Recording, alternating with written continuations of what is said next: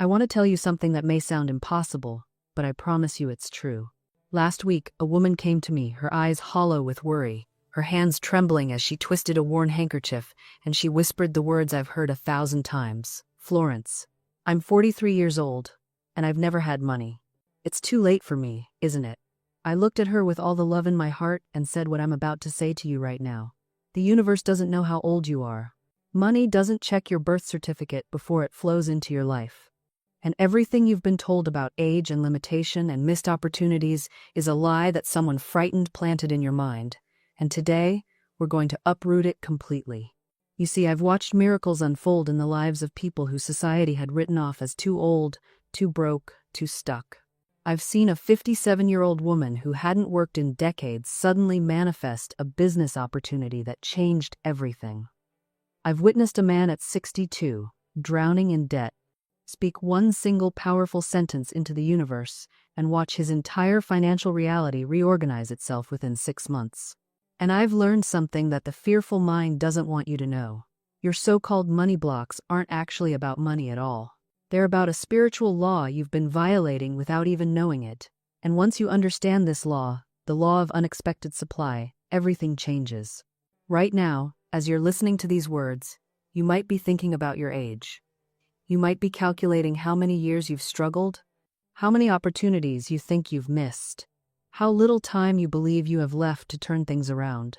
You might be feeling that familiar ache in your chest that says it's too late, you're too far behind. Everyone else figured this out when they were young, and you somehow missed the boat. But darling, what if I told you that every single year you've lived, every failure you've endured, every closed door you've faced has actually been preparation for the exact moment you're in right now? What if your age isn't your obstacle, it's your advantage? Think about it. When you were 20, you thought you knew everything, but you were terrified of everything. You had energy, yes, but you also had insecurity, self-doubt, and a desperate need for everyone's approval. You made decisions based on what others expected, not what your soul demanded. You confused motion with purpose, busyness with meaning.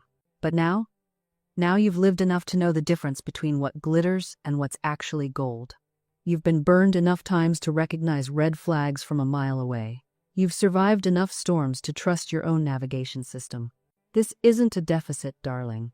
This is wisdom, and wisdom is the most powerful creative force in the universe. I've watched people reinvent themselves at 40, 50, 60 and beyond, not despite their age, but because of it. There's a woman I know who started her business at 57, after spending 30 years in a soul-crushing corporate job. Everyone told her she was crazy. Her own family said, "At your age, just coast to retirement." But she had finally learned something those 30 years had taught her. She'd rather fail at something she loved than succeed at something that was killing her spirit slowly. Within 3 years, she built something remarkable. Not because she had youth's energy, but because she had something far more valuable: clarity. She knew exactly what she wanted, who she was, and what she would no longer tolerate. She didn't waste time on trends that didn't align with her vision. She didn't second-guess herself into paralysis. She moved with the confidence that only comes from having already survived your own worst fears. See, when you're young, you think you have unlimited time, so you squander it. You delay, you wait for perfect conditions, you let fear make your decisions. But when you reach a certain age and realize time is actually precious, something magical happens. You stop negotiating with yourself. You stop waiting for permission. You stop caring whether people understand your choices. You simply move. And in that movement, something extraordinary happens. The universe begins to rearrange itself around your clarity. I've watched this pattern repeat itself in countless lives. A woman decides she's done with a marriage that's been dying for years. She doesn't have all the money figured out. She doesn't have a perfect plan. But the moment she speaks her truth out loud, opportunities appear. A friend mentions a spare room, a job offer surfaces. The path reveals itself because she finally stopped blocking it with her indecision. This is how the spiritual law works.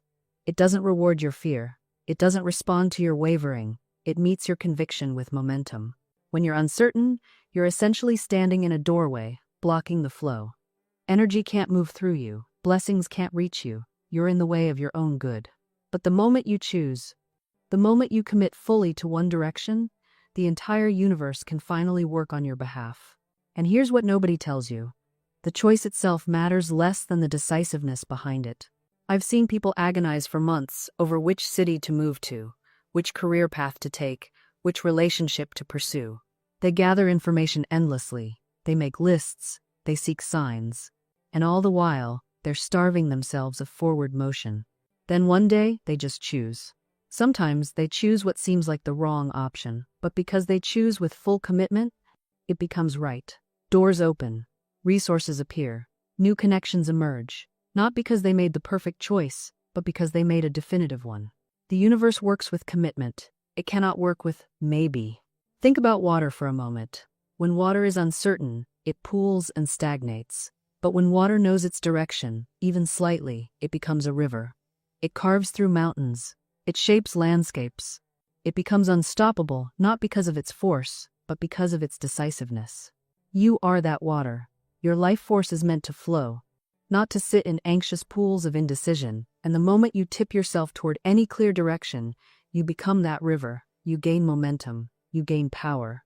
You begin to shape your world instead of being shaped by it. This is the secret that people who seem lucky understand instinctively. They're not luckier. They're not more blessed. They're simply more decisive. They choose quickly, commit fully, and adjust as they go.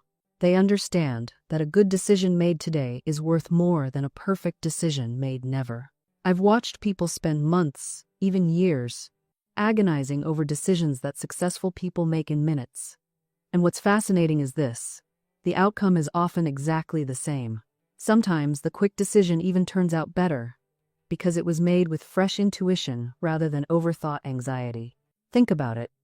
When you deliberate too long, you're not gathering wisdom, and you're gathering fear. Every extra day of indecision is another day for doubt to whisper its poison in your ear.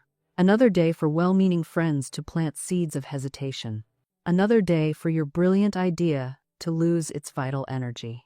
The universe favors the bold, not the perfect. Now, here's something that might surprise you. Successful people make just as many mistakes as everyone else. They choose the wrong business partner. They invest in ideas that flop. They take paths that lead nowhere. But here's the difference: they fail forward. They extract the lesson, adjust their course, and keep moving. While others are still deliberating over decision number 1, they've already made decisions 2 through 10, learned from 3 failures, and hit 2 home runs. This is what I call momentum intelligence. Every decision creates momentum. Every action generates feedback. And feedback is the breakfast of champions. You cannot steer a stationary ship. You must be moving to adjust your direction. I've seen this principle play out countless times in my own life. The decisions I've agonized over rarely turned out better than the ones I made quickly from a place of inner knowing. That quiet voice inside your intuition, your higher wisdom, whatever you choose to call it, it speaks loudest in the first moment. After that, it's usually just your ego doing calculations and creating scenarios. So here's what I want you to understand. Indecision is a decision. It's a decision to stay exactly where you are. It's a decision to let life happen to you rather than for you. And it's often the most costly decision of all, because you're spending your most precious, non-renewable resource time and getting absolutely nothing in return. The wealthy know their time has value. They would rather make a decision and buy back their mental energy than save a few dollars and spend weeks in analysis paralysis. The poor mindset convinces you that hesitation is prudence, that waiting is wisdom, that sleeping on it for the 19th night in a row is somehow different from the previous 18. But here's what's really happening. You're asking for permission that will never come. You're waiting for certainty in a world that offers none. I once watched someone spend 3 months deciding whether to invest in a course that cost less than their monthly coffee budget. 3 months of research. 3 months of comparison shopping. 3 months of asking for opinions from people who had never taken the course, never pursued that skill, never achieved the result they were seeking. By the time they finally decided to buy it, the promotion had ended, the price had doubled, and most tragically, they were 3 months further from their goal, with nothing to show for their careful consideration. Meanwhile, the wealthy person sees something aligned with their vision, evaluates it in minutes or hours, makes the decision, and moves forward. Not recklessly, not impulsively, but decisively.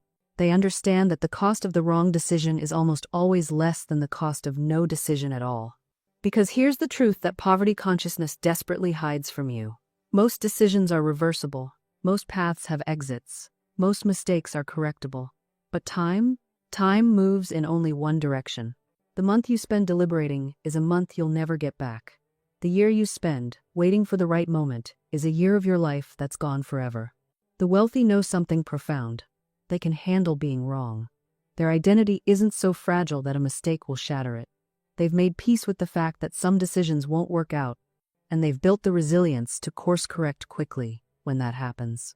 The poor, by contrast, are so terrified of making the wrong choice that they make no choice at all, which is, ironically, always the wrong choice. There's another dimension to this that rarely gets talked about. The rich understand that decisions are time's reversible asterisk.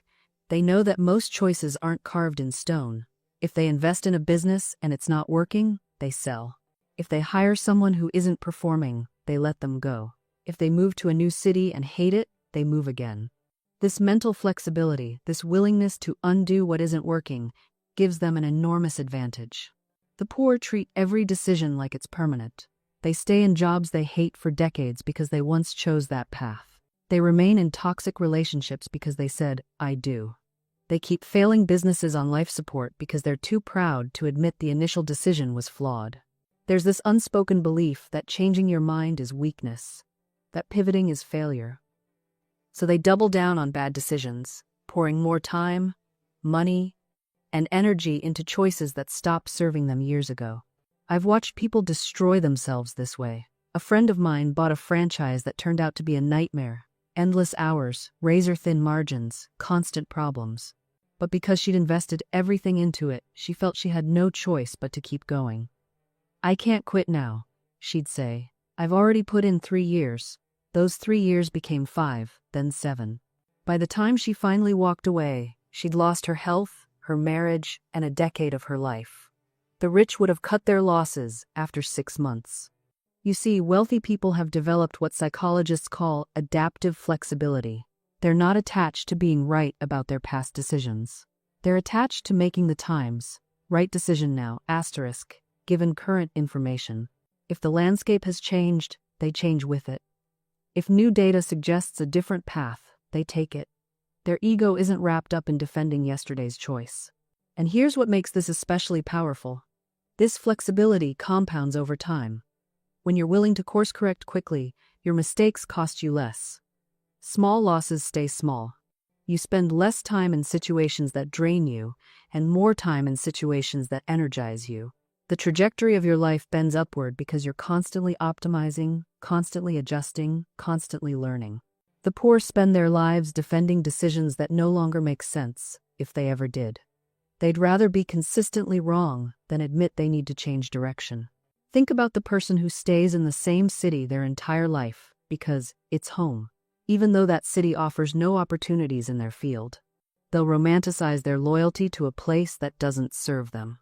Meanwhile, you understand that home isn't a location. It's a state of prosperity you create wherever opportunity calls you. The wealthy have what I call strategic flexibility. You hold your values tightly, but your methods loosely. You're deeply committed to your outcome, but wonderfully indifferent to the path that gets you there. If door number 1 closes, you're already analyzing doors 2 through 10. You don't take it personally. You take it strategically. I've watched people cling to business models that the market abandoned years ago. They'll spend a decade trying to resurrect something dead rather than 3 months building something new. Why? Because admitting they were wrong feels like dying. But here's the truth they'll never grasp. Being wrong about a decision doesn't make you a wrong person. It makes you someone who now has more information. You understand the profound difference between consistency and stubbornness. Consistency is showing up every day to do the work. Stubbornness is doing the same work even after it stops working.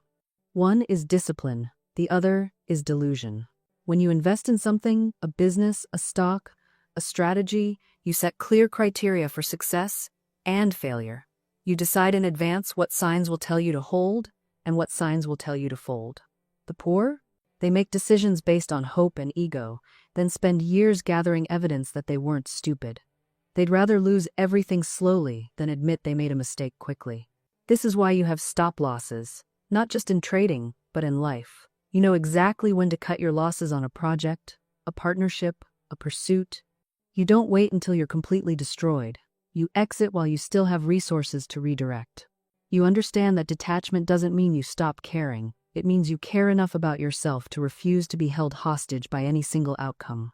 You care enough about your peace to refuse to make your happiness conditional on circumstances aligning perfectly. I've watched people transform their entire reality simply by loosening their grip. They stop micromanaging the universe. They stop demanding that life deliver exactly what they ordered, exactly when they ordered it, exactly how they pictured it. And in that surrender, not a surrender of defeat, but a surrender of trust, the most extraordinary things begin to unfold. You see, when you're desperately attached, you send out a frequency of lack, of fear, of, I need this, or I'll fall apart. And the universe, responding to that frequency, often withholds the very thing you're clutching at. But when you step back, when you say, I'd love this, but I'm complete either way, you send out a frequency of abundance, of confidence, of wholeness. And suddenly, doors open that you didn't even know existed. This is the paradox that confuses so many people. They think, if I stop caring so much, won't I lose my edge? Won't I become complacent? But it's precisely the opposite. Attachment makes you rigid, anxious, controlling. Detachment makes you fluid, creative, adaptive. Attachment narrows your vision to one specific path. Detachment opens your eyes to 1,000 paths you never considered. Think about the entrepreneur who's so attached to their original business plan that they ignore every signal from the market telling them to pivot. They go down with the ship, clinging to their vision even as it sinks. Compare that to the entrepreneur who holds their vision lightly, who says, I'm committed to solving this problem, but I'm flexible about the form the solution takes. That person survives. That person thrives. That person builds something even better than they originally imagined because they were willing to work with reality rather than against it. Or consider the artist who's so attached to one style, one medium, one expression of their creativity that they become trapped in it. They keep producing the same work over and over, wondering why it feels lifeless. Meanwhile, the artist who experiments, who isn't attached to being known for one thing, who allows their creativity to evolve, that artist stays alive, stays relevant, stays inspired. The moment you stop clinging to what you think you should be, you open the door to what you're meant to become. And here's something most people never realize. Attachment doesn't just block new things from coming in. It actually distorts your perception of what you already have. When you're attached to a relationship, you stop seeing the person clearly. You see your need, your fear, your projection. When you're attached to money, you stop seeing abundance everywhere and only focus on scarcity. When you're attached to an outcome, you stop noticing all the other doors opening around you. Detachment gives you clarity. It's like cleaning a window you didn't even know was dirty. Suddenly, you can see reality as it actually is, not as your fears and desires have painted it. I remember working with someone who was desperately attached to getting a promotion at work. Every conversation became about it. Every action was calculated. They couldn't enjoy a single day because they were so focused on this future outcome. And ironically, that desperation, that attachment, was the very thing making them less likely to get it. People could feel it. It created pressure, awkwardness, forced energy. When they finally let it go, not gave up, but genuinely released their stranglehold on it, everything shifted. They started showing up differently, more present, more confident, more themselves. And within 2 months, the opportunity came, but in a completely different form than they'd imagined. Better, actually. That's the paradox. The moment you stop needing something so desperately is often the moment it becomes available to you, because you've finally created the energetic space for it to enter your life. Think about it in terms of relationships. Have you ever noticed that people in happy relationships often attract more romantic attention than when they were single and desperate? That's not cruel irony, that's energy. When you're complete within yourself, when you're not attached to finding someone, you radiate a different frequency. You're magnetic because you're whole, not because you're hunting. The same principle applies to everything.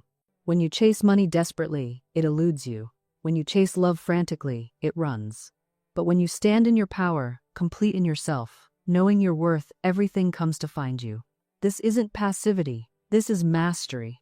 I've watched people transform their entire financial situation by changing one thing: their inner conversation. A woman once told me she was drowning in debt, constantly anxious, always focused on what she lacked. I asked her to change her inner dialogue. Instead of "I don't have enough," she began affirming, "Money flows to me easily and continuously."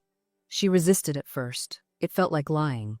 But I reminded her, your current thoughts created your current reality. If you want a different reality, you need different thoughts. Within weeks, unexpected checks arrived. An old debt someone owed her was suddenly repaid. A new opportunity emerged from nowhere. Was it magic? No, it was alignment. When she stopped vibrating at the frequency of lack, she stopped attracting lack. She opened herself to receive because she believed she was worthy of receiving. This is where most people stumble. They say the words, but they don't believe them. They affirm abundance while clutching poverty consciousness in their hearts. You cannot trick the universe. Your subconscious mind knows what you truly believe, and it will always create evidence for those beliefs. So how do you shift a deeply held belief? You starve the old thought and feed the new one. Every time the old belief surfaces, "I'm not good enough, I'll never have enough, love isn't meant for me," you catch it. You don't fight it, you simply refuse to energize it. You pivot. You replace it with the truth you're choosing to embody. At first, this feels mechanical. You're going through the motions. But persistence creates momentum. The new thought begins to take root, and one day, you realize you actually believe it. It's no longer an affirmation you're forcing, it's your new reality. I want you to understand something crucial. Your past does not dictate your future unless you keep dragging it along. So many people are haunted by what was. They wear their wounds like badges, constantly telling the same stories of betrayal, failure, and disappointment. And what happens? They keep recreating those exact experiences. Your biography is not your destiny. What happened to you does not define what's possible for you. The moment you decide to release the old story, you free yourself to write a new one. And here's what I want you to understand. Releasing the old story doesn't mean pretending it never happened. It means changing your relationship to it. It means stopping the endless replay, the constant rehearsal of past wounds. It means you stop introducing yourself through your pain. I've watched people carry their stories like credentials, like badges of identity. I'm the one who was betrayed. I'm the person who lost everything. I'm the child who wasn't chosen. And yes, these things happened. But the question is, how long will you let them speak for you? There's a woman I know who spent 15 years telling everyone about the business partner who stole from her. 15 years. Every conversation somehow circled back to that betrayal. It became her greeting card, her autobiography, her explanation for everything that didn't work out afterward. And then one day someone asked her, "What would you talk about if you couldn't talk about that anymore?" She went silent, because she'd built her entire identity around being the victim of that one event. When she finally decided to release it, not to forgive, not to forget, but simply to stop giving it center stage, something remarkable happened. She started noticing opportunities she'd been blind to. She started building new relationships instead of protecting herself from them. She started living forward instead of backward. This is the power of deciding who you will be from this moment on, independent of who you've been. Now, let me address something important. You might be thinking, "But I've tried to move on. I've tried to let go. It doesn't work." And here's what I need you to see. Trying to suppress a story is not the same as releasing it. When you push something down, you're still in relationship with it. You're still giving it your energy, just in a different form. True release happens when you acknowledge the story, honor what it taught you, and then consciously choose to stop rehearsing it. You thank it for the strength it built in you, the wisdom it brought you, and then you set it down like an old coat that no longer fits. And when you set it down, something miraculous happens. You stop being the person to whom that thing happened, and you become the person who moved through it. There's a massive difference between those two identities. One keeps you frozen in time, the other sets you in motion. The woman who was betrayed 20 years ago and still tells that story at every dinner party is living in a loop. The woman who was betrayed learned her worth, rebuilt her life, and now helps other women do the same. She's living in expansion. Same event, completely different energy. This is what Florence understood about the power of words and the stories we attach to them.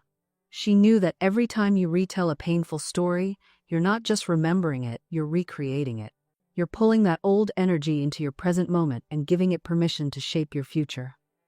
And the universe, which is always listening, always responding, takes that as an instruction.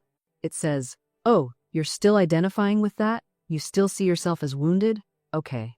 Here are more situations that will confirm that identity." But the moment you change the story, the universe changes its response. When you say, "That happened, and it was hard, but I'm not defined by it anymore," everything shifts. You're no longer a victim of your past. You're a student of it. And students graduate. They don't stay in the same grade forever, reliving the same lessons. Now, I want to be clear about something. Releasing the past doesn't mean pretending it didn't happen. It doesn't mean spiritual bypassing or slapping a positive affirmation over a wound that hasn't healed. Real release requires real honesty. You have to look at what happened, feel what you need to feel, and process it fully.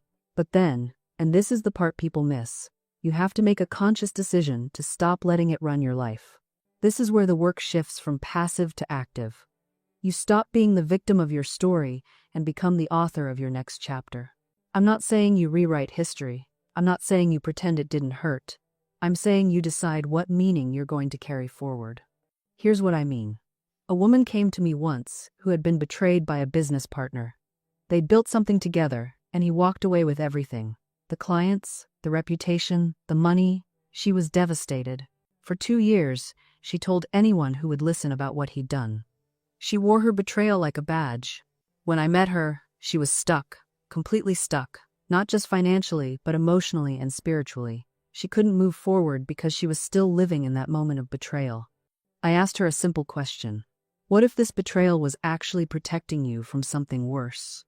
What if it was redirecting you towards something better? She looked at me like I'd lost my mind. But I pressed further. What if the universe needed to shake you loose from that partnership because you were never meant to build someone else's dream? What if you were meant to build your own? She sat with that. And slowly, something shifted. She didn't forgive him overnight. She didn't send him a Christmas card or pretend they were friends. But she stopped giving him power over her present. She stopped rehearsing the story. She stopped defining herself by what he'd taken. And within a year, she'd started her own business, one that was more aligned with who she really was, one that succeeded beyond what the partnership ever could have. The betrayal didn't become a good thing. But it stopped being the only thing. That's what release looks like. It's not about condoning what happened. It's about refusing to let it colonize your future. You see, unforgiveness is a form of bondage.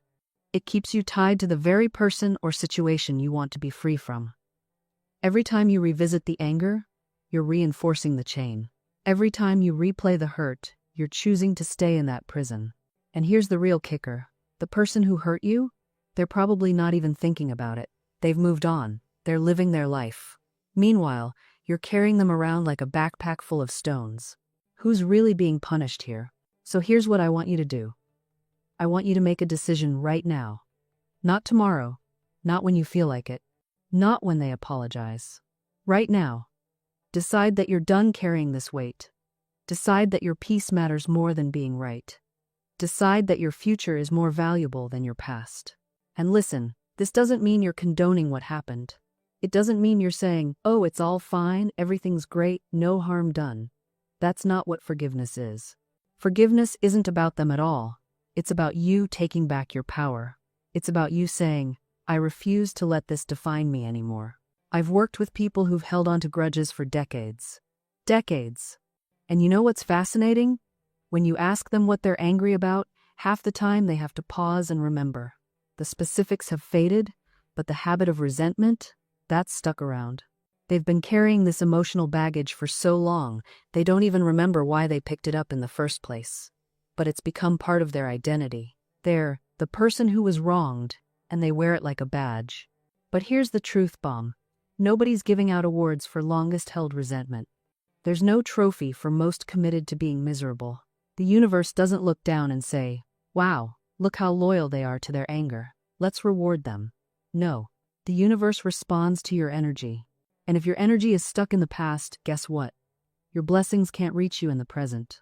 Think about it like this. Imagine you're trying to receive a package, a beautiful gift meant just for you. but your hands are full of old newspapers from 5 years ago. You're clutching them so tightly, both fists clenched around yellowed paper that nobody cares about anymore. The delivery person shows up with your gift, and you look at them and say, "I can't take it, my hands are full." That's what unforgiveness does. It occupies the space where your blessings should land. So let it go. Open your hands. Drop those old newspapers. They're not even relevant anymore. The stories they told, they're over. Done. Finished. And yes, maybe they hurt. Maybe they were unfair. Maybe they were absolutely completely wrong. But continuing to hold on to them doesn't change a single word that was printed. It just keeps your hands too full to receive what's coming next. I've watched people carry grudges like precious heirlooms, polishing them daily, making sure they never lose their shine. And what do they get for all that careful maintenance? Bitterness. Isolation. A story they tell themselves over and over until they can't remember what life felt like before the hurt. The universe doesn't reward loyalty to pain, it rewards openness to good. There's a woman I know who was betrayed by a business partner 20 years ago. 20 years. She still brings it up in conversation. She still uses it as evidence for why people can't be trusted, why the world is unfair, why she has to protect herself. And here's what breaks my heart. She's been offered opportunities since then, partnerships that could have changed everything for her. She turned them all down. Not because they weren't good, but because she was still holding on to that old wound so tightly that her hands weren't free to reach for anything new. She thought she was being wise, careful, protecting herself from being hurt again. But wisdom isn't about building walls so high nothing can get in. It's about discernment. It's about knowing that what one person did doesn't define what everyone will do. It's about understanding that the universe has a million ways to bring good into your life, and if you block them all because of one bad experience, you're not protecting yourself, you're imprisoning yourself. Forgiveness isn't saying, "What you did was okay." It's saying, "What you did no longer gets to define my future." There's tremendous power in that distinction. You're not condoning, you're not forgetting, you're not even necessarily reconciling. You're simply refusing to let the past have voting rights in your present. I can hear some of you thinking, "But you don't understand what happened to me." And you're right, I don't. Your pain is yours, and I won't minimize it. But I do know this: whatever happened to you, no matter how terrible, is doubled in its damage when you carry it forward. The original hurt happened once. Every time you replay it, rehearse it, use it as proof of how the world works, you're hurting yourself again. You're doing to yourself what they did to you. And the person who hurt you? They're probably not thinking about it at all. They're living their life. And here you are, still bleeding from a wound they inflicted years ago, still organizing your entire existence around something they probably forgot about by Tuesday. Is that really the legacy you want to give them? That much power? There's a reason why spiritual teachers throughout history have insisted on forgiveness, not because it's virtuous or noble or makes you a good person, though it does all those things. They insisted on it because holding on to resentment is like drinking poison and expecting the other person to die. You are the one who suffers. You are the one whose life contracts. You are the one who can't sleep at night. Your unforgiveness doesn't punish them. It punishes you. And I know what you're thinking, but Florence, if I forgive them, doesn't that mean I'm saying what they did was okay? No, absolutely not. Forgiveness doesn't mean condoning. It doesn't mean forgetting. It doesn't mean you have to invite them to Sunday dinner or pretend everything's fine. Forgiveness means you're releasing the energetic cord that binds you to that painful event. It means you're taking back the power you've been giving them all this time. It means you're deciding that your peace matters more than your grudge. Think of it like this. Holding on to resentment is like carrying a suitcase full of rocks everywhere you go. Sure, maybe someone else packed that suitcase. Maybe they're the ones who put the rocks in there. But you're the one carrying it. You're the one whose back is breaking. You're the one who can't run, can't dance, can't move freely through life because you're lugging around this enormous weight. And the beautiful, terrible truth is this. You can set it down anytime you want. Nobody's forcing you to carry it. You just have to be willing to let it go. I remember a student who came to me, furious with her mother. Years of criticism, judgment, impossible standards. She cataloged every slight, every cutting remark, every moment she felt unseen and unloved. And I listened. And then I asked her, "How's that working for you? All that anger? All that resentment, is it making your life better or worse?" She started to cry. Because she knew the answer. Her resentment wasn't hurting her mother, it was hurting her. It was affecting her marriage, her parenting, her health, her happiness. I asked her, if you were to release this resentment completely, not for your mother's sake, but for yours, what would change in your life? She paused, her eyes filled with tears. Everything, she whispered. And that's the spiritual truth nobody tells you about resentment. It doesn't protect you, it imprisons you. When you hold on to resentment, you're carrying someone else's debt on your back. And the interest compounds daily. It costs you your peace, your joy, your vitality, your present moment. The Bible says, "Be angry, but sin not. Let not the sun go down upon your wrath." Why? Because held anger turns toxic. It ferments into resentment. And resentment becomes a prison you've built with your own hands. Now, forgiveness doesn't mean what happened was okay. It doesn't mean you have to reconcile with someone who hurt you. It doesn't mean you become a doormat. Forgiveness means you stop letting the past rent space in your present. I've watched people transform their entire lives by releasing one old resentment. I've seen chronic pain disappear, relationships heal, opportunities suddenly appear that were blocked before. Because here's what happens energetically. Resentment creates a barrier. It's like static on a radio frequency. It blocks the flow of good trying to reach you. When you release it, you open the channel. You become available for miracles again. So I taught Sarah a simple spiritual practice. Every morning she would say, "I release you completely. I bless you and set you free." And I set myself free. Not because her mother deserved it, but because Sarah deserved peace. 3 months later, she wrote to me. Her marriage had completely turned around. Her husband said it was like living with a different person.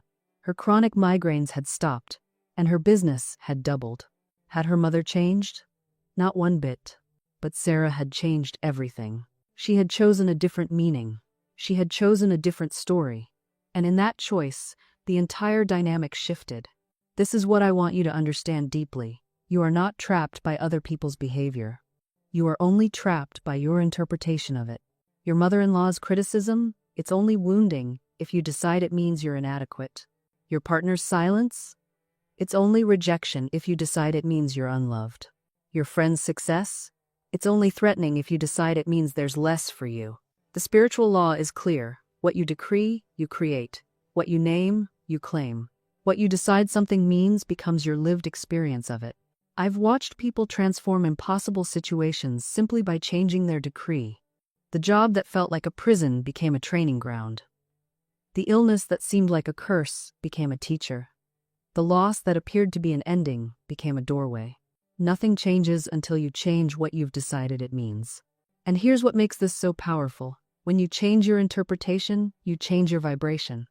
When you change your vibration, you change what you attract. When you change what you attract, your entire external reality begins to shift. You stop fighting. You stop resisting. You stop needing people to be different so you can feel okay. Instead, you become the author, the interpreter, the one who decides. This is sovereignty. This is spiritual maturity. This is how you stop being a victim of circumstance and become a creator of experience. So today, I'm inviting you to look at the situation that's been troubling you, the relationship that feels stuck, the circumstance that seems impossible, the pattern that keeps repeating, and ask yourself, what have I decided this means? What story have I been telling myself about what this situation says about me, about life, about what's possible? Because I promise you, that story is not the truth. It's just one possible interpretation. And if it's causing you suffering, it's time to choose another one. You have that power. You've always had it. And the moment you claim it, everything changes.